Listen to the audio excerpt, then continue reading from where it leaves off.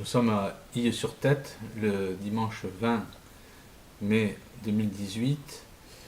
La conférence qui est proposée maintenant, c'est celle des prêtres de l'Église catholique, des savants, donc des savants de l'Église, qui ont proposé donc des connaissances et qui ont étudié des sujets, je dirais, d'une manière un peu directe, plus attrayante même que la science-fiction, et ce sont des connaissances qui à l'heure actuelle sont cachées par la science contemporaine, c'est-à-dire la fausse science, la science maçonnique.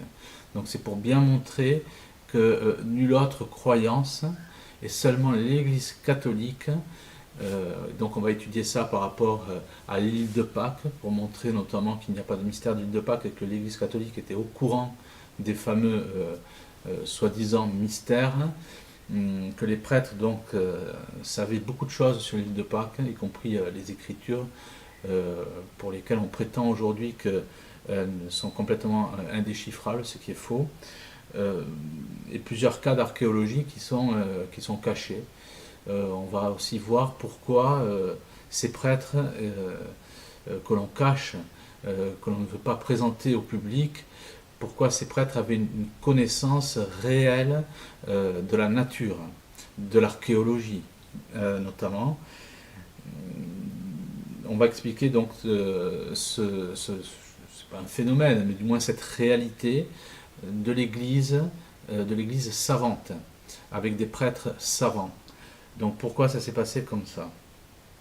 Et avant toute chose, nous allons effectivement consacrer cette conférence à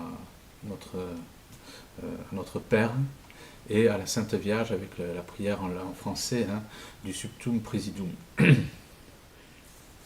Au nom du Père, du Fils et du Saint-Esprit, ainsi soit-il. Amen. Pater noster, qui in cieli sanctificatur nomen tuum, adveniat regnum tuum, fiat voluntas tua sicut in cielo et in terra, panem nostrum quotidianum da nobis hodie, et dimitte nobis debita nostra, sicut et nos dimittimus debitoribus nostris, et ne nos inducas in tentationem, sed libera nos a malo. Amen.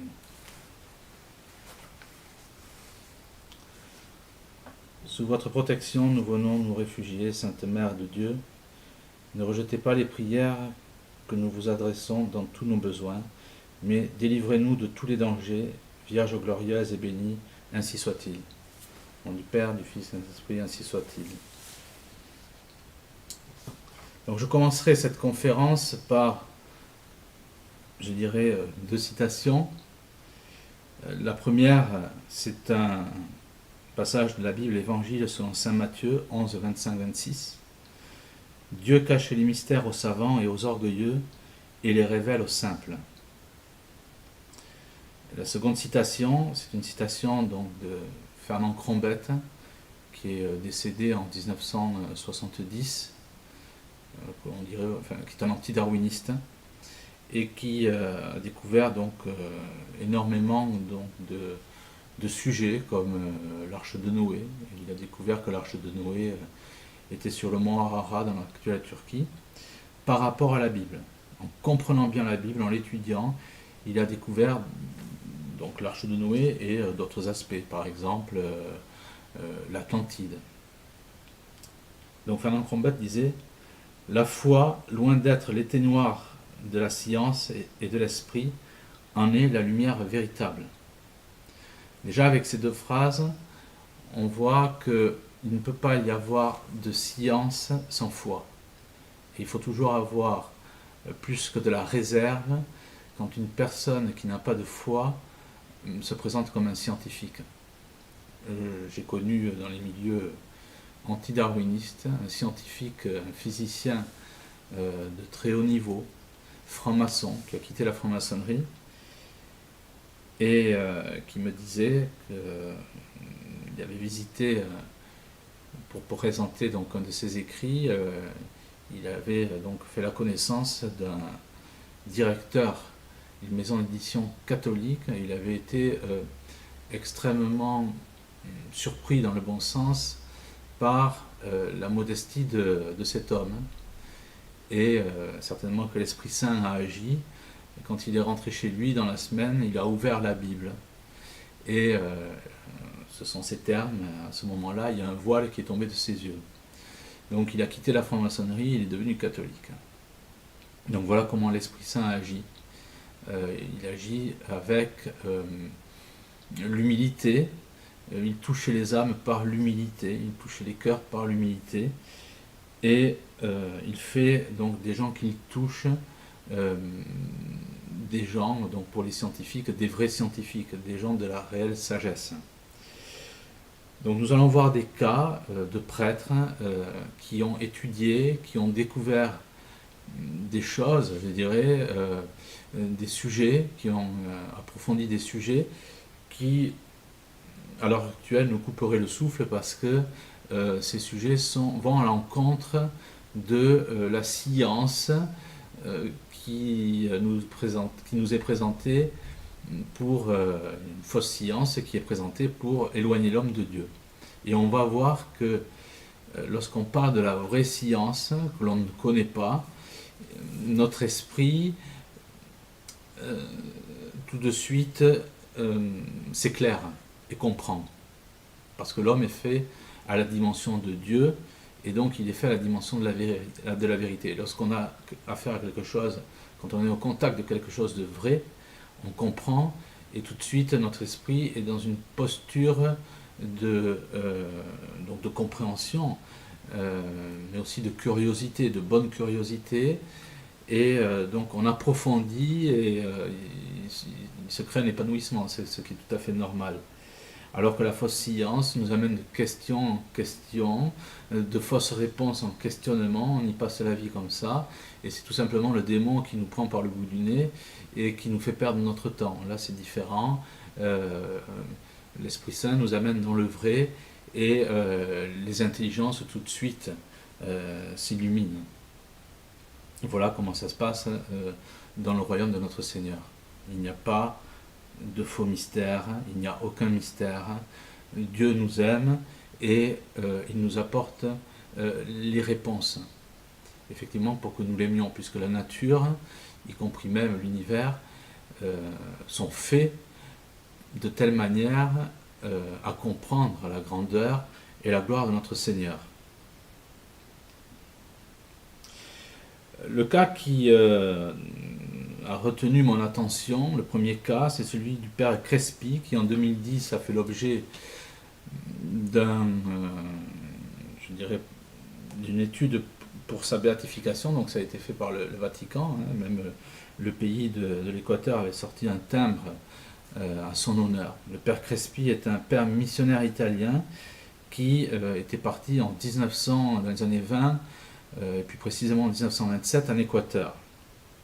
Et donc il est au contact de tribus indiennes, notamment les Jivaros, qui sont connus sous l'appellation des réducteurs de tête. Et lui, il filme la tribu des Indiens, des Shuar Ashuar. Et la découverte qu'il fait est une découverte fantastique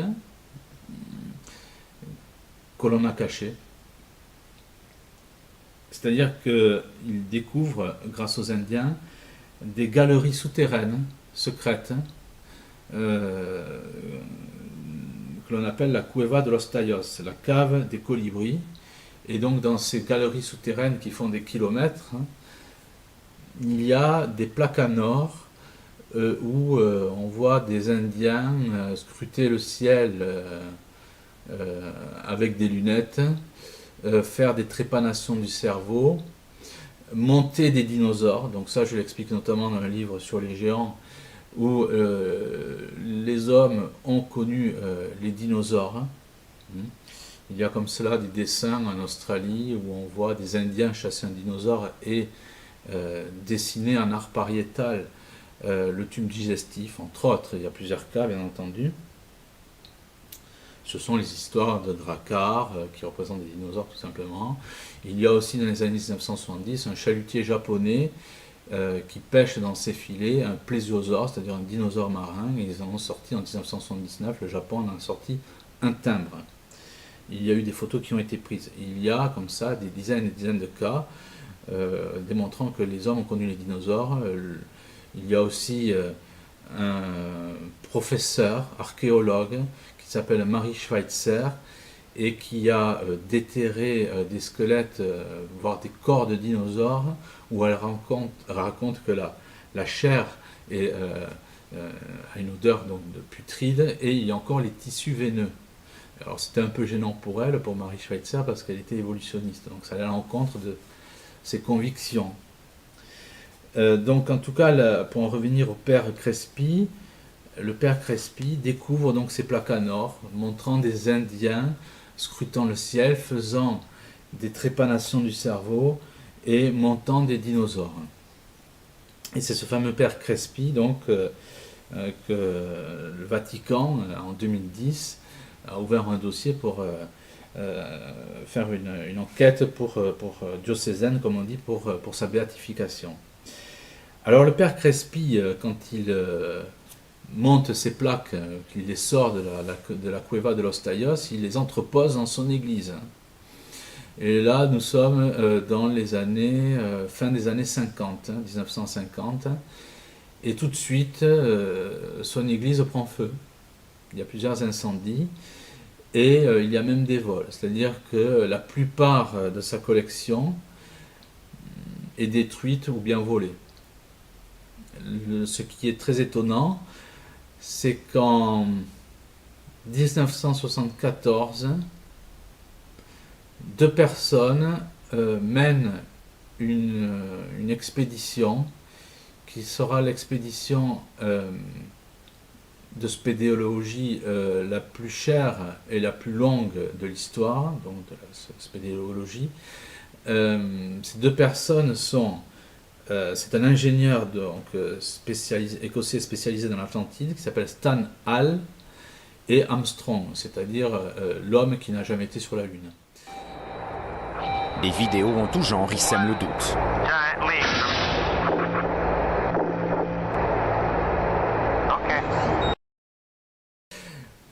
Et ces deux personnes sont à la tête d'une expédition qui comporte des militaires de l'armée américaine et de l'armée équatorienne. Et tout à fait discrètement, ils vont étudier, fouiller dans les galeries de la Cueva de los Tallos.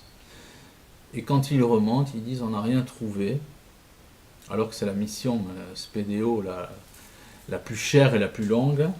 Ils disent on n'a rien trouvé, seulement quelques plantes qui n'ont jamais été répertoriées. Alors que le père Crespi avait trouvé des plaques en or.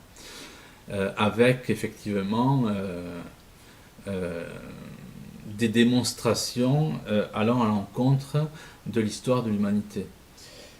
Il est bien évident que Stan Hall et Armstrong, qui ont dû être financés par les autorités américaines, voire plus, ce que j'appelle la supramaçonnerie, c'est-à-dire les Illuminati, et j'ai eu en quelque sorte les preuves de ça, et je vais y venir, il est bien évident qu'ils n'allaient pas raconter des choses pareilles. Ce qui ressort de Armstrong, après recherche, c'est que Armstrong a appartenu à un cercle sataniste américain réservé à l'élite politico-financière américaine et mondiale, que l'on appelle le Bohemian Club, qui a été fondé à la fin du XIXe siècle en Californie et qui fait des imitations, soi-disant, de crimes rituels. Donc Armstrong appartenait à un club satanique. Donc on peut dire que cet homme, qui était au centre d'un des plus gros canulars de l'histoire de l'espace, c'est-à-dire la mission Apollo 12, si je me souviens bien, qui n'a jamais eu lieu, et qui était certainement tournée dans des studios. Il est bien évident qu'on n'allait pas prendre comme ça un homme sur qui on ne pouvait pas placer sa confiance. Donc voilà qui sont ces gens qui ont étudié la cueva de los Tallos en Équateur, de laquelle on a extrait dans les années donc 1950 avec le père Carlos Crespi, donc des plaques en or montrant des choses tout à fait étonnantes.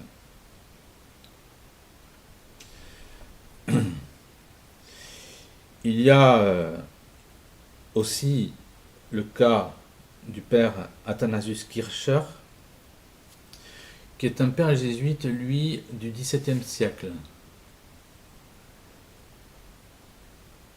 qui est né en 1600 et qui est décédé en 1681. C'est un père allemand, spécialiste de langue, puisqu'il parle 29 langues. Et en plus de cela, il est un archéologue. Et dans un de ses livres, publié en 1665, qui s'appelle Mundus Subterraneus, il étudie l'Atlantide. Et il étudie aussi, il fait une classification, devrais-je dire plutôt, des géants, c'est-à-dire d'hommes ayant mesuré plus de 4 mètres.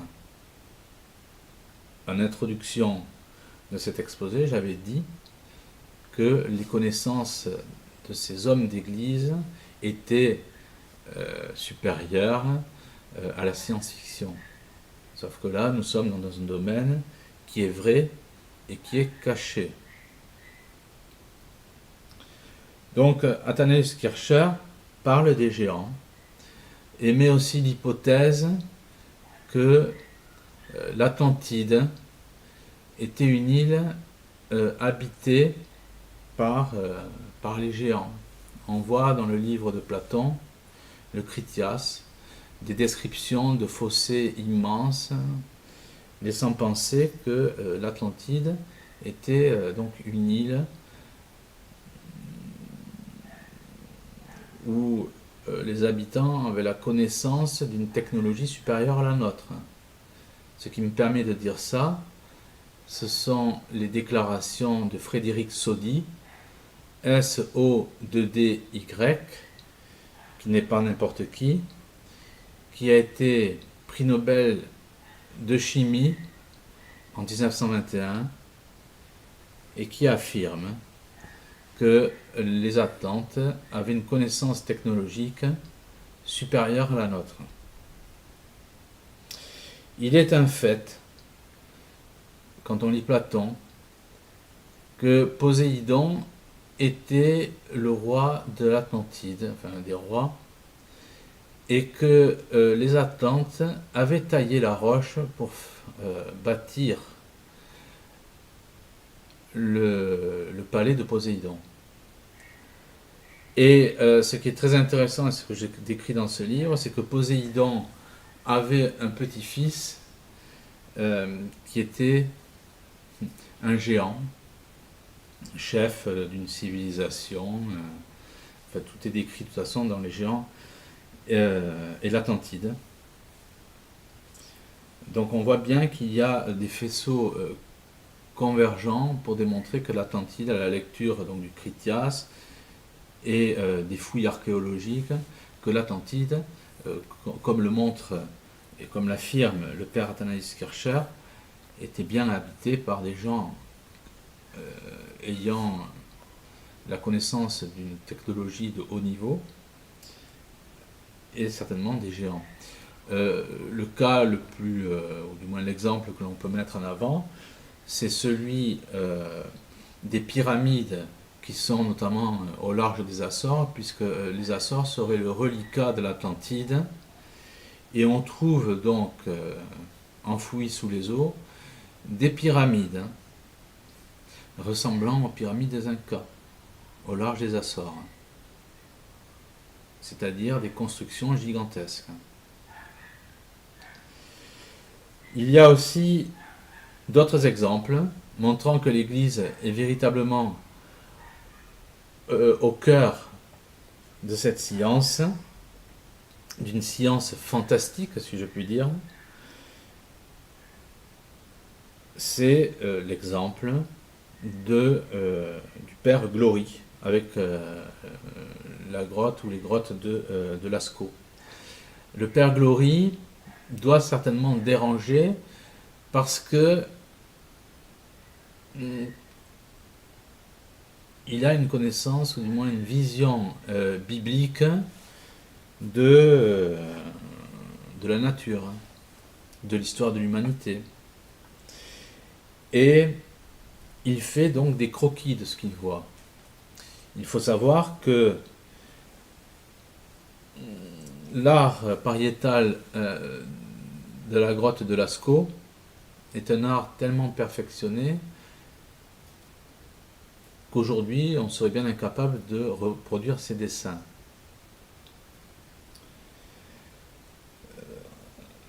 Donc le père Glory fait des dessins des croquis, de ce qu'il voit, de ce qu'il étudie, et le père Glory a en 1960 un premier accident de voiture.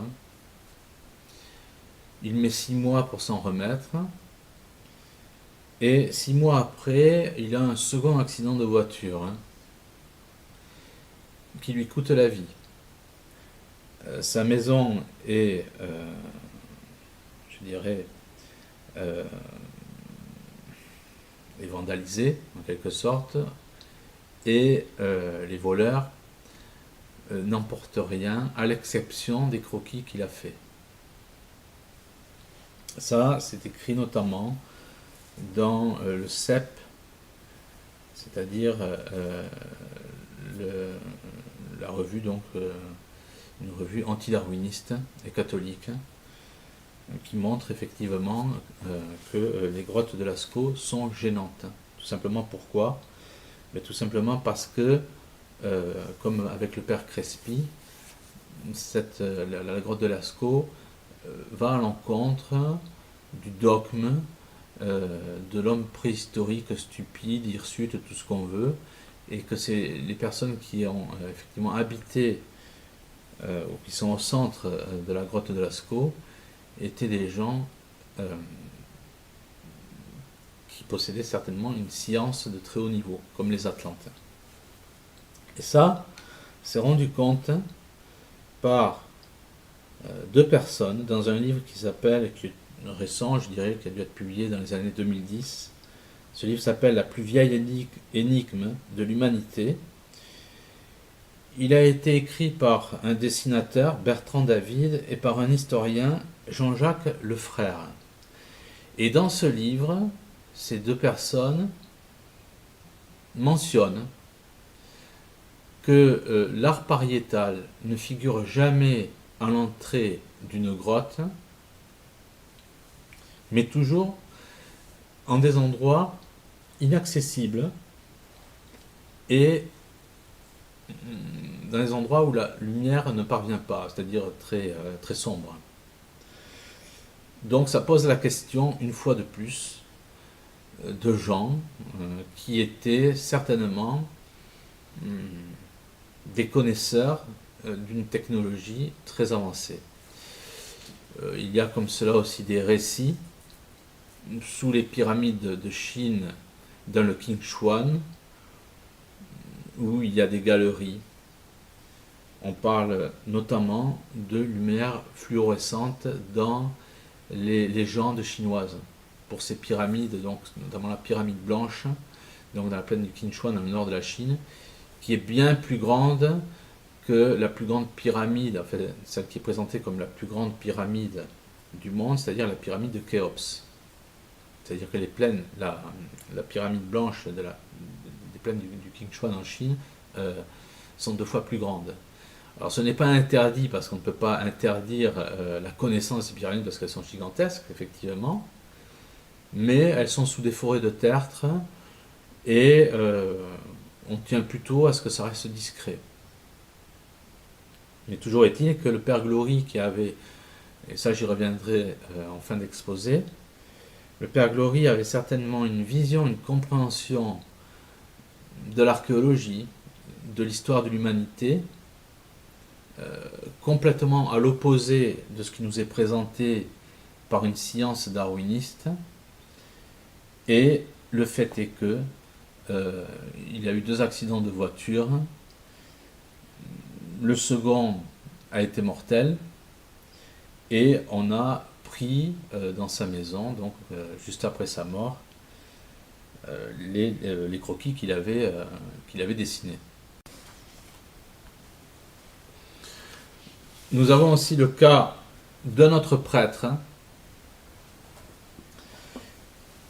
à Malte qui fait l'étude d'un hypogée, donc qui sont des galeries qui ont été habitées. Donc un hypogée de 2 étages sous terre, c'est l'hypogée de Al-Saflieni. Et ce prêtre c'est un jésuite, c'est le père Magri, qui est un enseignant en mathématiques et un archéologue. Alors lui, ce qui est très curieux, c'est qu'il étudie cette hypogée.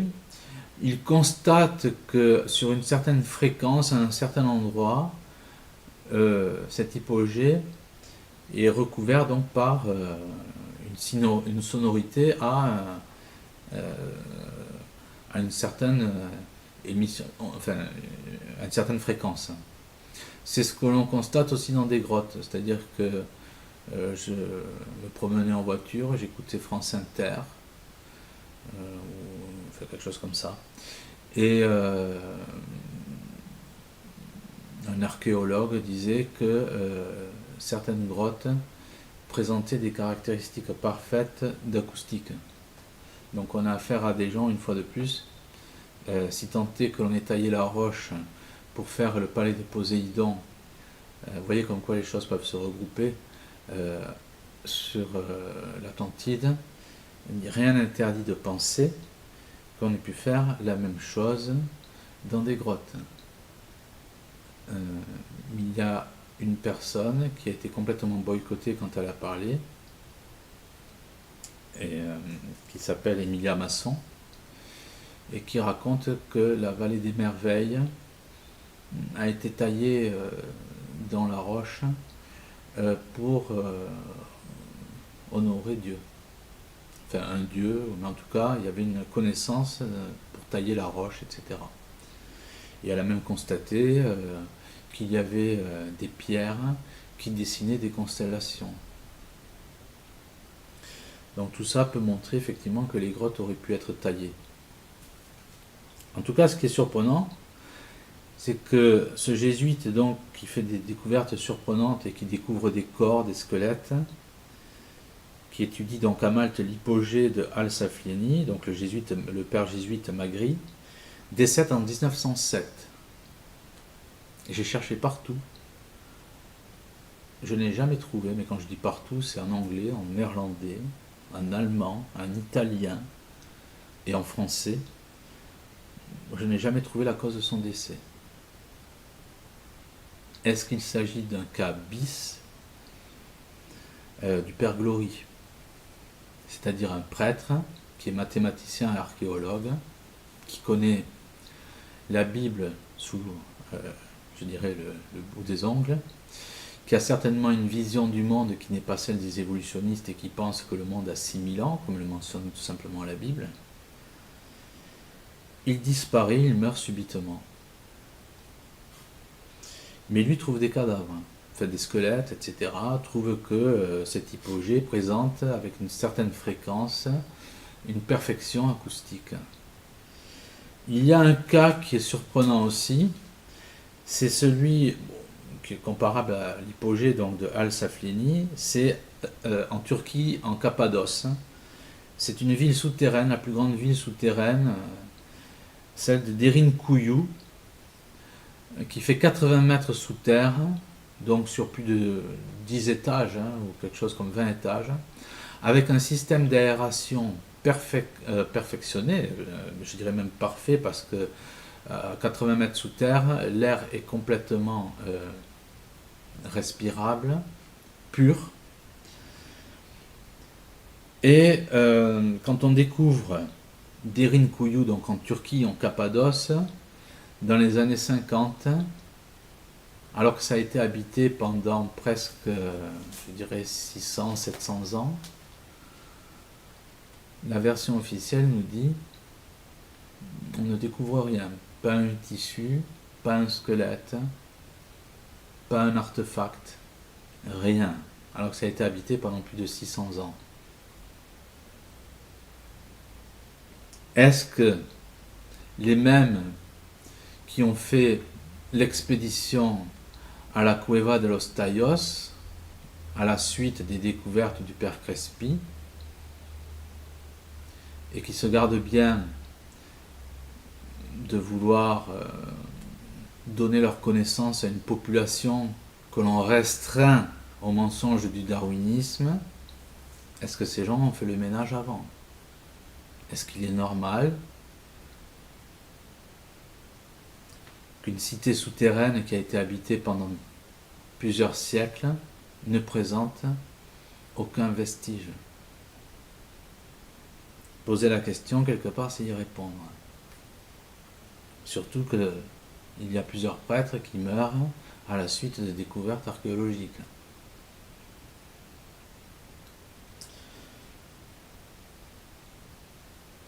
Nous avons le cas aussi de l'île de Pâques, que l'on présente comme un mystère, et qui n'en est pas un. Tout simplement parce que, comme je le disais, on veut cantonner l'humanité dans une fausse science présentée par les plus grands menteurs de ces temps, les plus grands idiots de ces temps, ce sont les francs-maçons, qui sont particulièrement nuisibles, parce qu'ils sont les ennemis de Dieu. Et donc, pour arriver à leur dictature, pendant des siècles, ils se sont acharnés avec une fausse science, des livres d'une très mauvaise qualité. Ils se sont échinés effectivement à couper la créature du Créateur, pour dire les choses comme elles sont, pour arriver à l'avènement de l'Antéchrist. Et pour l'île de Pâques, c'est pareil. On nous dit que les rongo-rongo, ces bois qui présentent les écritures hiéroglyphiques de l'île de Pâques, sont indéchiffrables. Et il y a notamment plusieurs prêtres qui savaient lire, qui ont déchiffré ces écritures.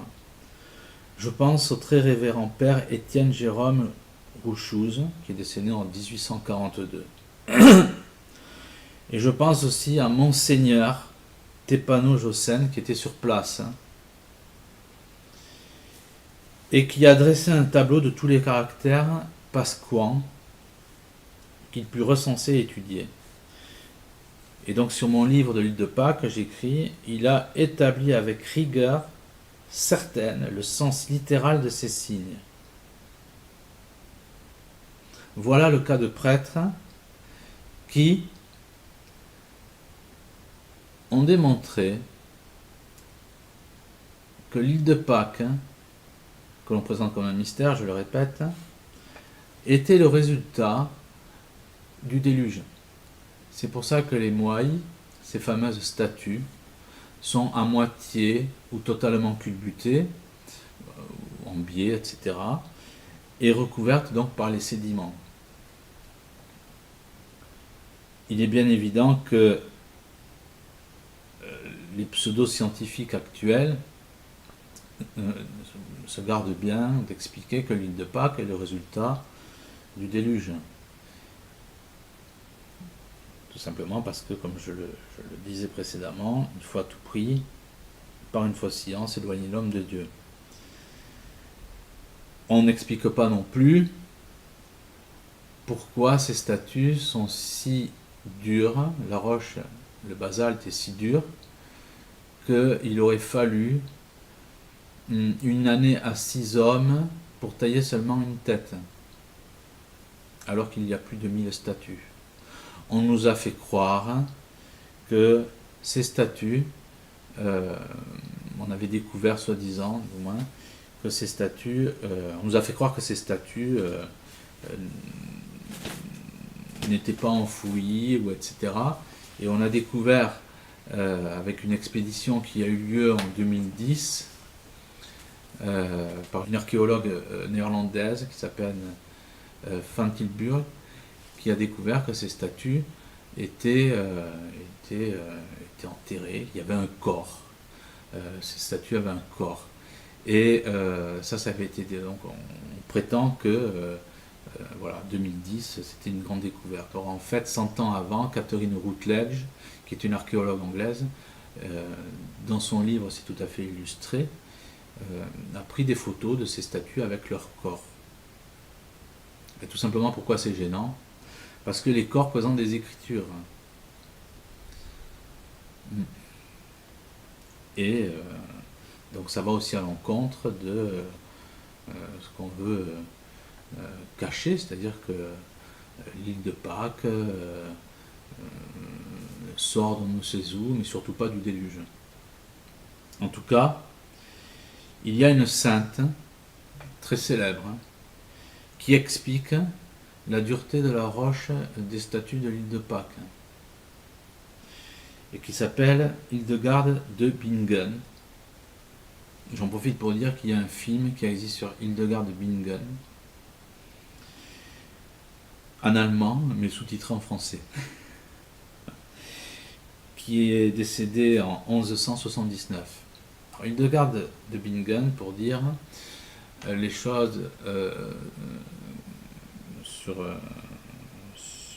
sa vie, sur ses recherches, elle a écrit des traités d'astronomie, des traités de médecine dont on se sert actuellement.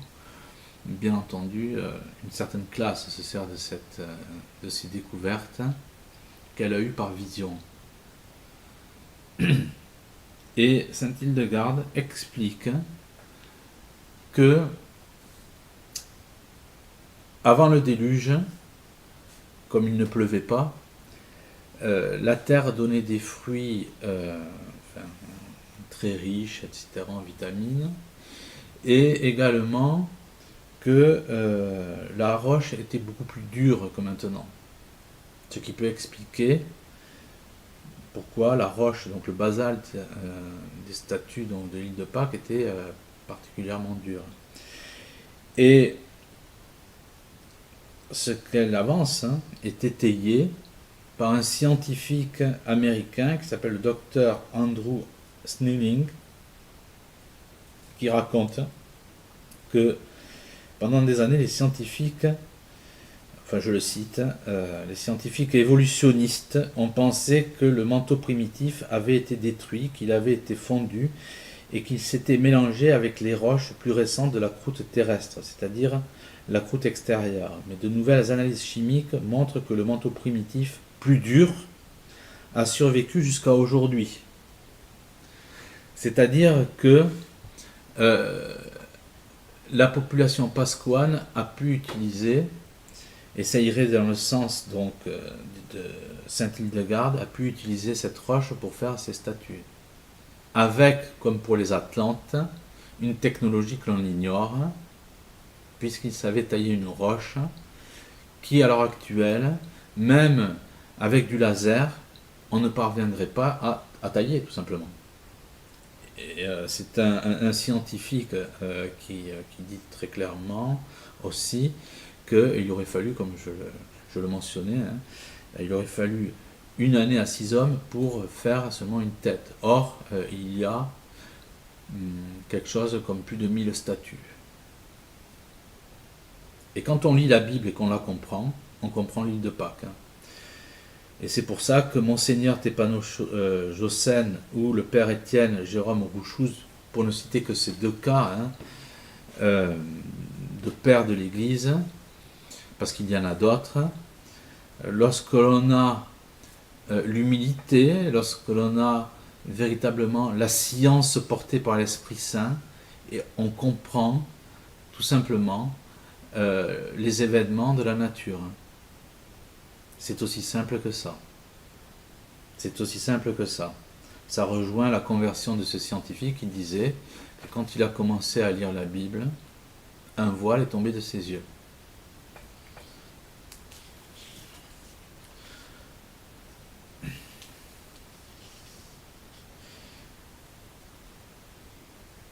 Donc, on se rend compte que ces scientifiques, que ce soit le père Glory, que ce soit le père Crespi, sont au centre de grandes trouvailles.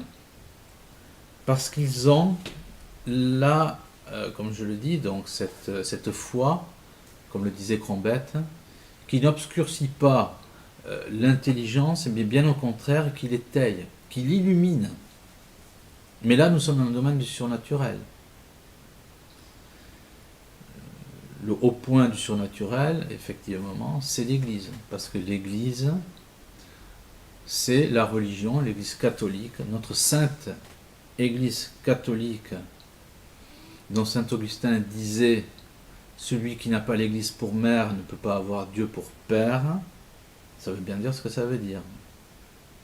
Cette Église, effectivement, est porteuse de la vraie science, de la vraie connaissance, parce qu'elle agit avec l'Esprit Saint. Et regardez d'ailleurs, aujourd'hui, et dans toute l'humanité, de quel cerveau sortent les inventions. Vous avez des confessionnaux au temps de la peste qui faisaient des dizaines de mètres, enfin une bonne dizaine de mètres en tout cas, sans perte d'acoustique. Le malade pouvait confesser à un prêtre, sans que ce prêtre soit effectivement mis en danger. On ne sait pas aujourd'hui comment ces confessionnaux ont été faits. C'est un cas parmi d'autres. C'est un cas parmi d'autres. Je pourrais aussi parler du cas pour dire la force du surnaturel et la bêtise des scientifiques d'aujourd'hui. Parler de l'escalier d'une église à Santa Fe. Je crois que c'est l'église Saint-Joseph, si j'ai bonne mémoire, à Santa Fe, aux États-Unis, pas loin du Mexique. Des religieuses donc font construire une église, et quand elles entrent dans cette église, elles se rendent compte d'une erreur. C'est que elles ont fait construire donc un étage pour le chœur, et elles ont oublié l'escalier.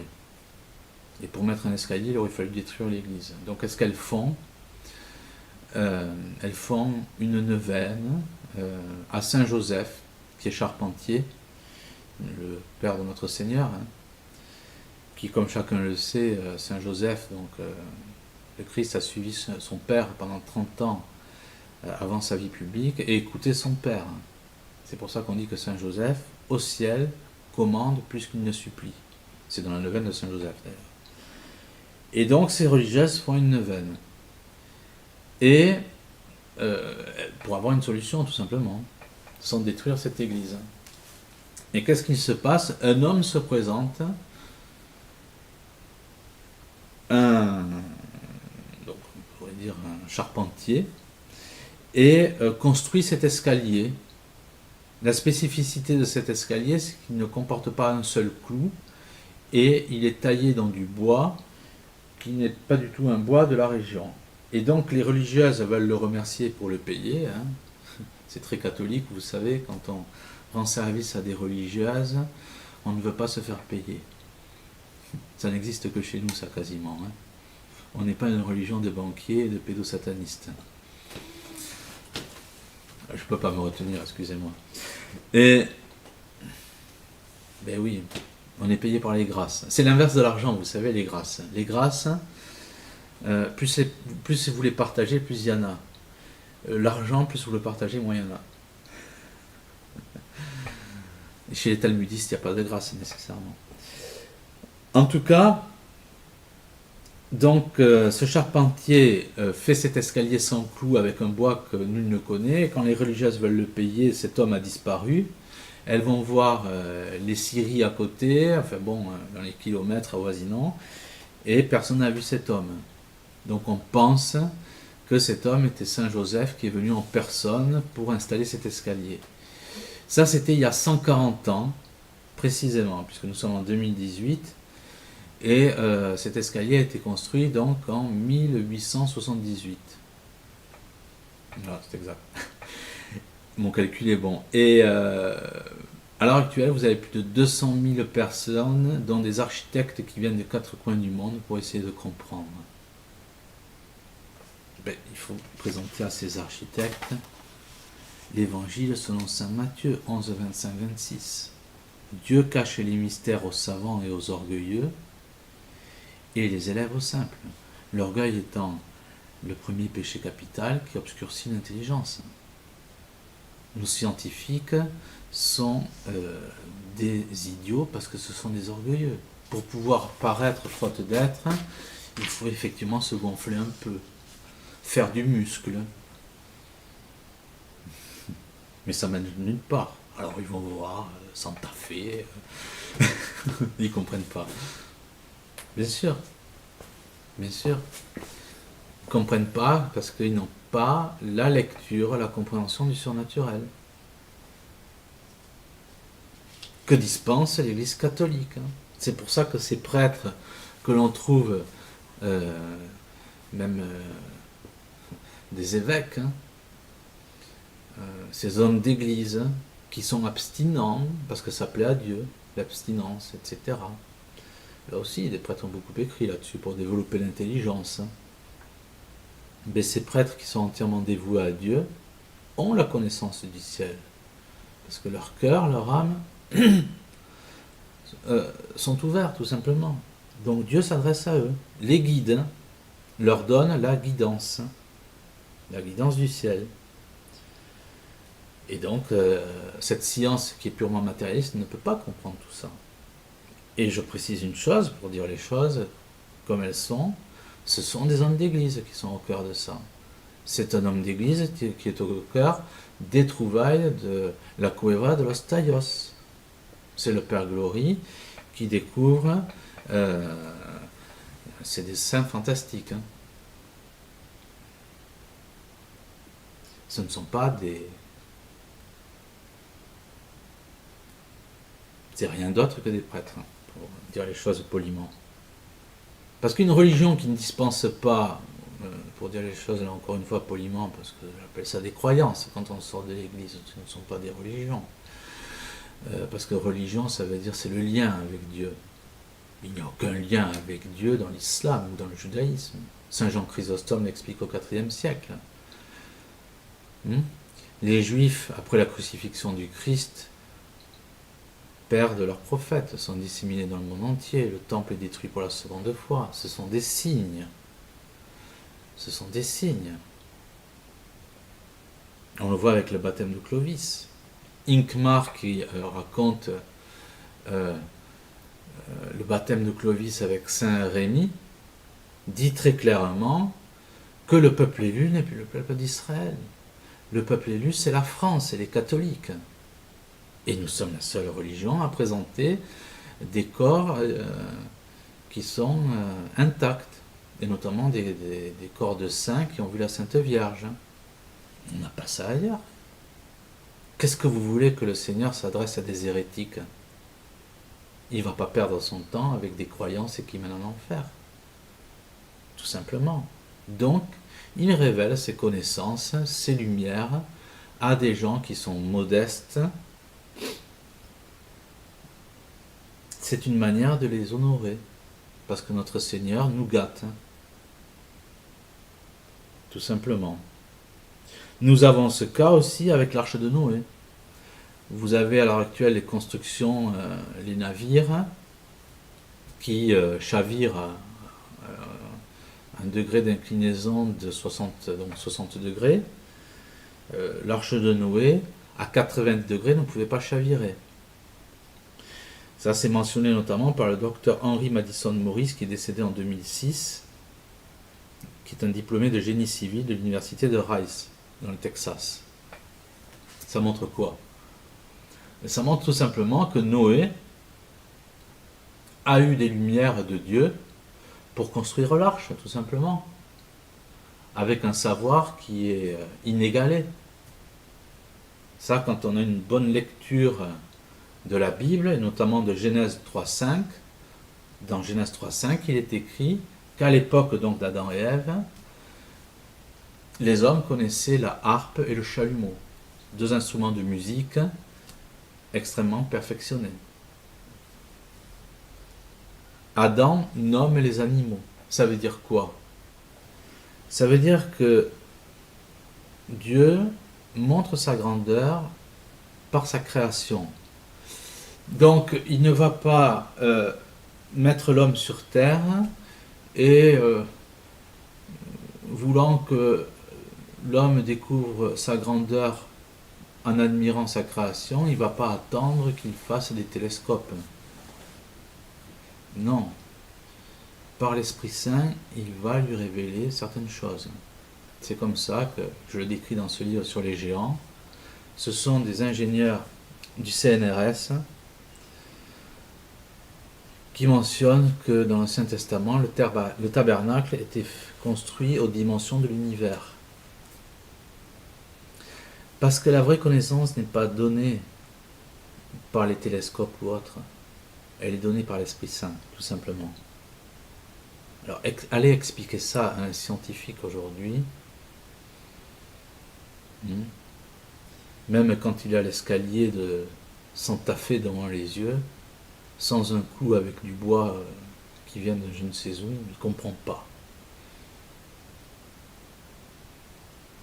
Il faut quand même dire une chose, c'est que pour défendre Darwin, qui a écrit son livre de l'origine des espèces en 1859, et même la librairie du musée d'histoire naturelle n'en voulait pas, pour défendre un homme qui avait refusé et qui s'était retiré de ses études de scientifique parce qu'il les trouvait trop âpres. Quand vous voyez des scientifiques qui défendent Darwin, il faut être vraiment un abruti. Ça, il faut quand même le dire. Ou un franc-maçon. Mais en fait, les deux se rejoignent. Oui, quand vous connaissez un franc-maçon, je ne sais pas si vous avez déjà fait l'essai, discuter avec un franc-maçon. Il relativise tout, il comprend rien à rien. Ce sont des cerveaux qui ne sont pas cadrés. Parce que ce sont des cerveaux qui ne sont pas nourris.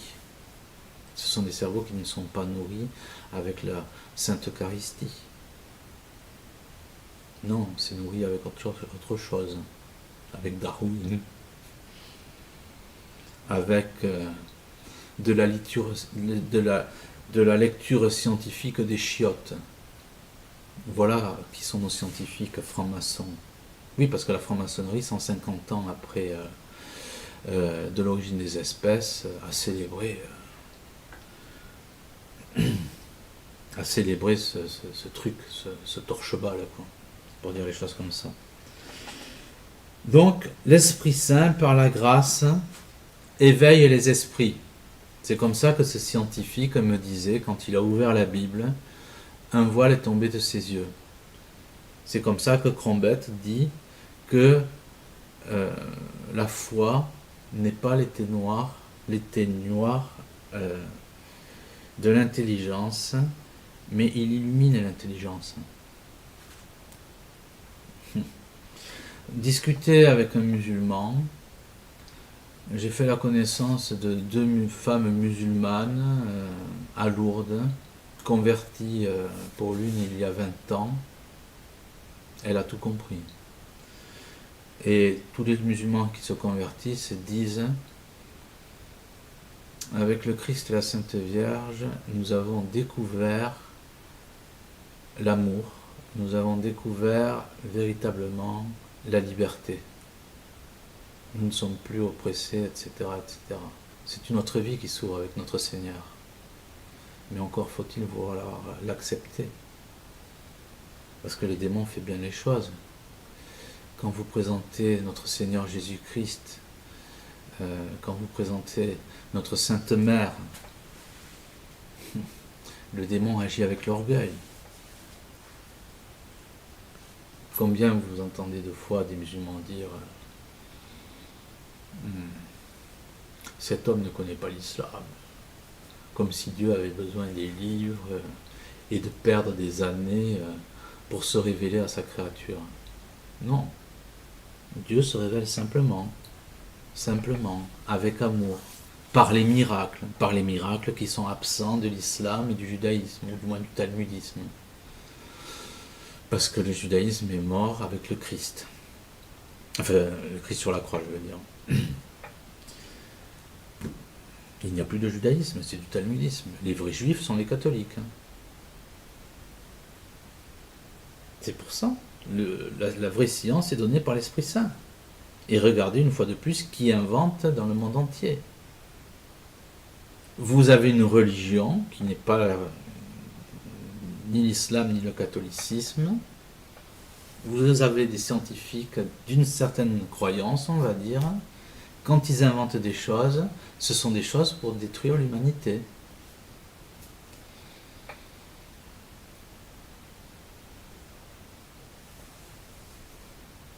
Ce n'est pas l'Esprit Saint qui est là. Mais ça sort de scientifiques qui travaillent, qui sont d'un certain bord religieux.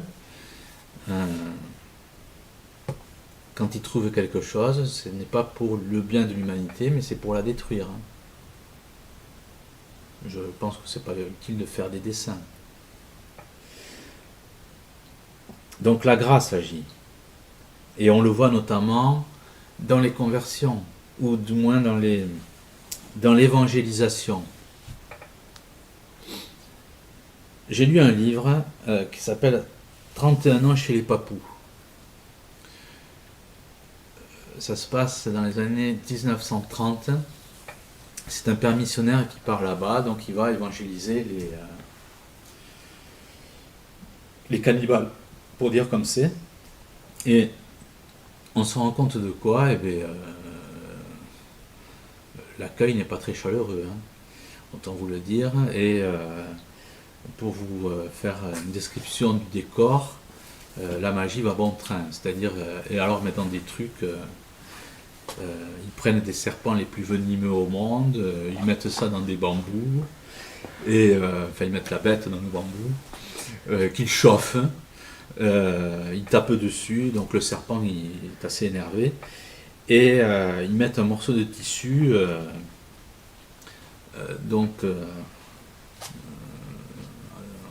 devant la gueule de ce serpent, avant, après, en tout cas dans le bambou, j'en sais rien.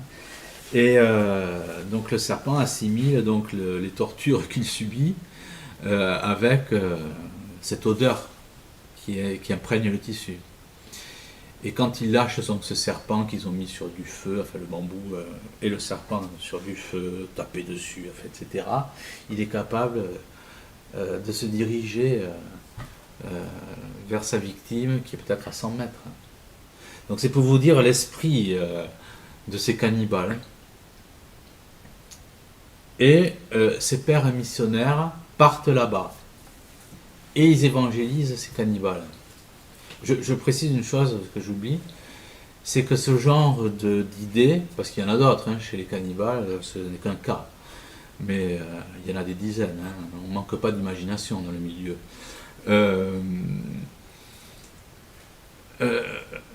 Ça ne peut pas venir d'un cerveau humain, ça vient bien d'une inspiration. Et donc ces pères qui évangélisent, mais comment ils font pour évangéliser? Ils font pas comme les protestants. Les protestants, quand ils évangélisent maintenant, ils prennent je ne sais quoi, les avions, les trucs comme ça. Là, ils vont évangéliser, ouais. Mais surtout pas chez les cannibales. Hein. Ils vont évangéliser les cathos qui ont oublié leur religion. Ça, ils savent faire à peu près. Style les témoins de Jéhovah, tous ces minables-là, oui. Mais ces pères missionnaires, eh bien, ils partent avec des sandalettes comme les apôtres qui ont évangélisé le monde. Ils ne partent pas avec le baccalauréat. Hein. Ils partent avec une paire de sandalettes, une canne, et à 12, ils posent la croix partout. Ça, c'est pas l'islam qui le fait. C'est pas le judaïsme. C'est le catholicisme. Avec l'Esprit Saint. Et le prêtre qui a écrit ce livre, donc 31 ans chez les Papous, il dit... nous étions sans pistolet. On n'avait pas le gun dans la poche. Non, non, avec l'Esprit Saint. Avec l'Esprit Saint. Parce que l'Esprit Saint inonde tout simplement. Nous le constatons aussi au niveau de la nature. Regardez Saint Patrick qui évangélisait l'Irlande. C'est pour montrer donc cette force. Quand il évangélisait l'Irlande, toutes les bêtes dangereuses à l'homme fuient l'île. Regardez comme par hasard la nature dans les pays musulmans. C'est une nature hostile à l'homme. C'est une nature hostile à l'homme. Regardez cette croyance où il y a le plus de suicides. Hervé Ryssen raconte, notre ami Hervé Ryssen raconte que les taux de suicide sont exorbitants chez les talmudistes en Israël. C'est ce qu'il dit. En tout cas, si vous allez dans des pays qui offrent des populations mitigées, comme l'Écosse, où vous avez 3/4 de protestants et 1/4 de catholiques, regardez le visage des gens, vous voyez qui est catholique et qui est protestant. Regardez quelles sont les villes catholiques et quelles sont les villes protestantes. Dans les villes protestantes, vous avez l'église évangéliste de ci, de ça. Ce sont des villes complètement sombres et avec des distributeurs automatiques et des banques à tous les coins de rue. Chez les catholiques, vous n'avez pas ça. Chez les catholiques, vous avez des gens qui sont... et même à l'heure actuelle, donc c'est dire avant, ce sont des gens modestes, mais qui ont un visage souriant. Regardez le martyre des saints catholiques. Ce sont des saints qui vont au supplice et qui ne souffrent pas le cœur léger. Vous n'avez pas ça dans les autres pseudo-croyances. Pas du tout. C'est le catholicisme qui a civilisé le monde entier. Regardez chez les Incas. Ça a été une abomination, la civilisation Inca. Et les francs-maçons veulent nous faire passer la Grèce pour une civilisation de haut niveau. Je me souviens avoir fait l'achat d'un livre en anglais, parce que où on raconte que en Grèce, il y avait des offrandes, c'est-à-dire des mises à mort d'hommes, enfin, des crimes rituels, pour dire les choses comme elles sont. Et un cas qui est particulièrement connu pour montrer le vice des francs-maçons, c'est-à-dire que les francs-maçons veulent, comme ils mentent dans la science, ils veulent mentir avec l'histoire. Donc ils vont dire, voilà, telle civilisation qui n'est pas catholique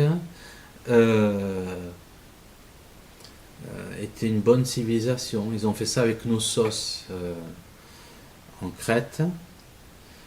Et quand Arthur Evans, dans les années 1900 ou 1910, a découvert Knossos, on a présenté, d'ailleurs quand vous visitez Knossos, les guides tout de suite ils vous disent c'est une civilisation parfaite.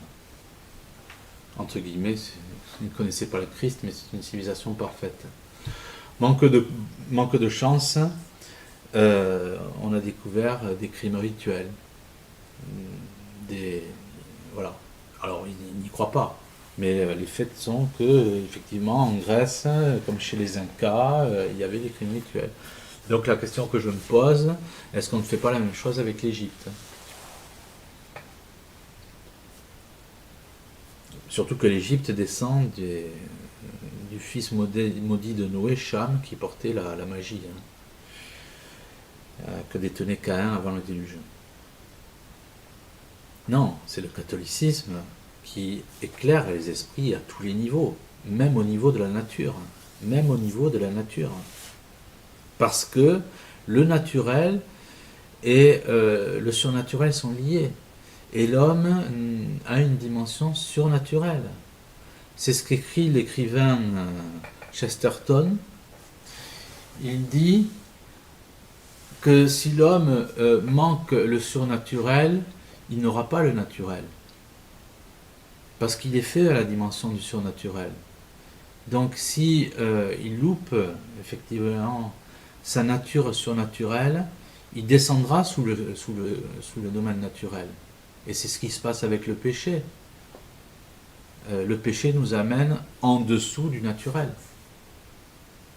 Parce que nous sommes faits pour aimer notre Seigneur. Et si l'on ne met pas notre Seigneur, c'est-à-dire, il faut le dire d'une manière claire, si l'on ne met pas notre Seigneur Jésus-Christ par notre Sainte Mère, à la place qui lui revient de droit, c'est-à-dire la première, c'est quelqu'un d'autre qui prend cette place-là. Et il n'y a plus de science, il n'y a plus d'intelligence éclairée, tout simplement. Un autre acte de la nature, enfin du moins que l'on remarque, ce sont des catholiques en Inde qui étaient persécutés par je ne sais quelle tribu.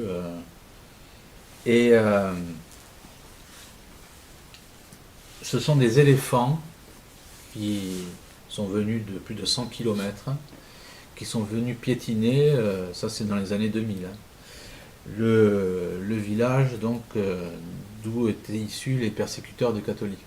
Donc des éléphants qui venaient de plus de 100 km sont venus piétiner le village de ces gens qui persécutaient les catholiques. Ça veut dire quoi? C'est ce qu'on retrouve dans la Bible avec les porcs qui se jettent dans une falaise, tout simplement parce que les démons ont pris possession. Et avec l'Esprit Saint, c'est pareil. L'Esprit Saint, Dieu, dispose de la nature. Et Dieu n'aime pas effectivement que l'on touche aux gens qui lui sont dévots, c'est-à-dire aux catholiques priants, j'entends bien entendu.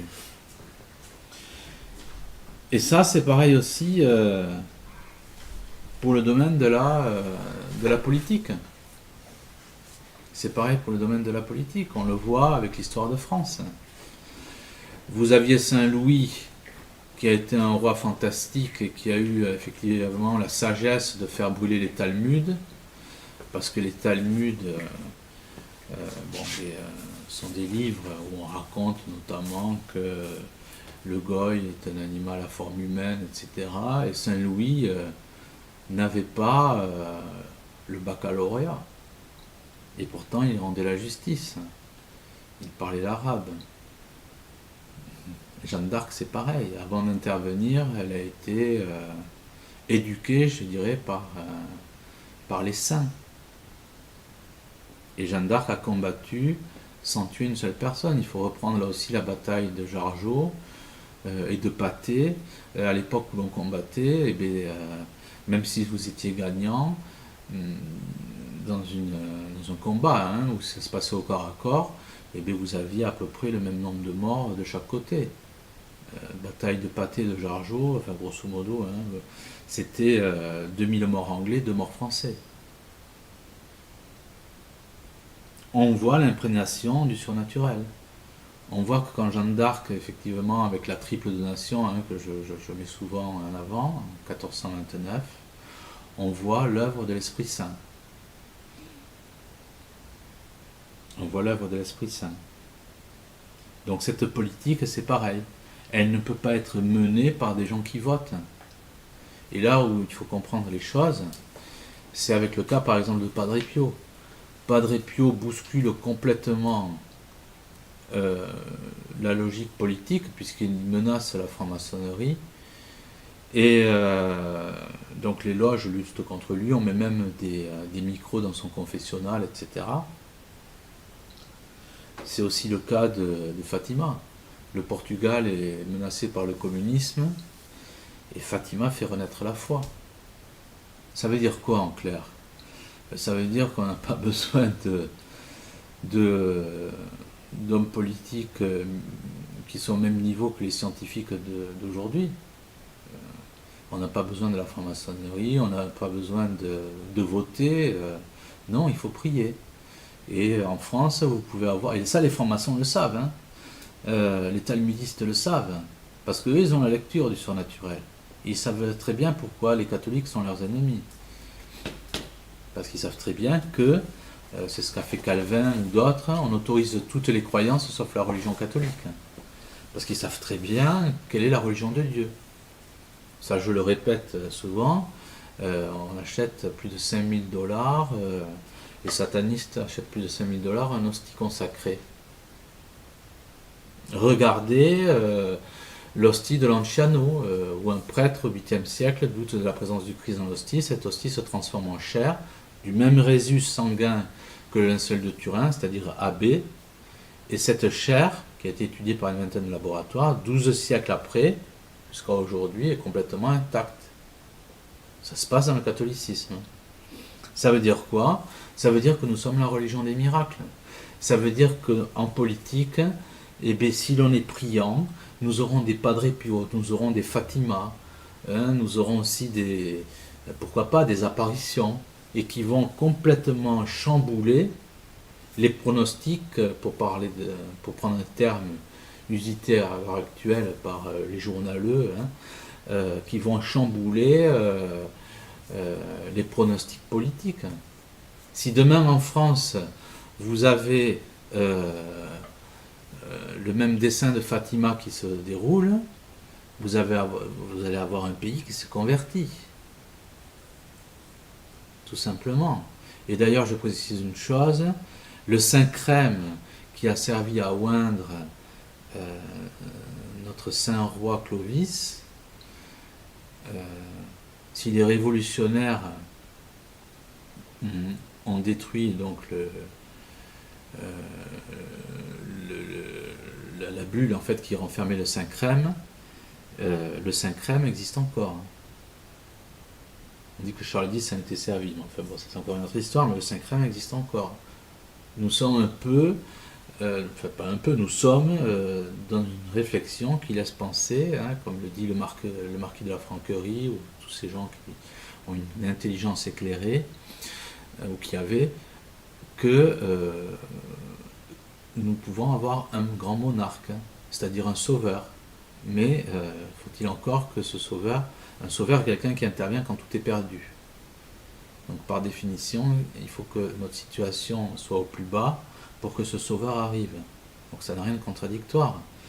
Et si tout ce que nous avons à faire, c'est de déserter la République, de déserter le champ politique et d'attendre un grand monarque, d'attendre ce qui s'est passé à Fatima, ce qui s'est passé avec Padre Pio, selon le désir de notre Seigneur.